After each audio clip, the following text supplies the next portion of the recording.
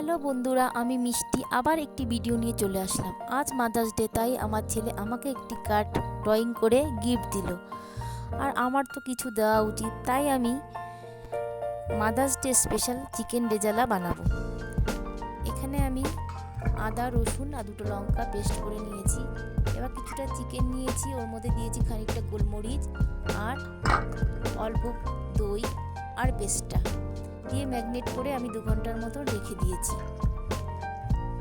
এবার আমি কড়াইতে তেল দিয়ে দেব আর তার মধ্যে দিয়ে দেব শুকনো লঙ্কা আর দেব দারুচিনি, এলাচ, গোলমরিচ, তেজপাতা, এগুলো আমি তেলে ফোড়ন দিয়ে দেব।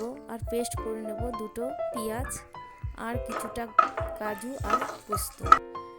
এরপরে তেলে আমি দিয়ে দেব পেস্ট করা পেঁয়াজটা দিয়ে খানিকক্ষণ ভাজা করে নেব। তারপরে দিয়ে দেব আমার ম্যারিনেট করা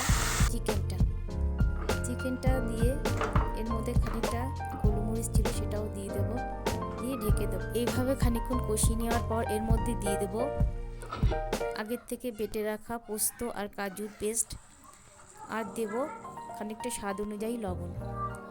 আবার কষিয়ে ঢেকে দেবো। কষানো হয়ে গেলে আবার ঢাকনাটা খুলে এর মধ্যে দিয়ে দেবো নারকেলের দুধ। আপনারা চাইলে জলও দিতে পারেন। নারকেলের দুধটা দিলে আরও বেশি টেস্ট হবে, খেতেও খুব ভালো লাগবে। এবার রান্না মোটামুটি আমার হয়ে এসেছে। এর মধ্যে দিয়ে দিলাম অল্প করে গরম মশলা আর দিয়ে দেবো হাফ মুটকার মতন কেওড়া জল। আমার রান্না কমপ্লিট। এদিকে আমার রুটিটাও হয়ে গেছে। চলুন তাহলে ছেলেকে দেওয়া যাক। এই রেসিপিটা যদি আপনাদের ভালো লেগে থাকে অবশ্যই ঘরে ট্রাই করবেন আর কমেন্টে আমাকে জানাবেন। ছেলের তো খুব ভালো লেগেছে। আপনাদের ভিডিওটা যদি ভালো লেগে থাকে আমাকে সাবস্ক্রাইব করবেন। দেখা হচ্ছে পরে।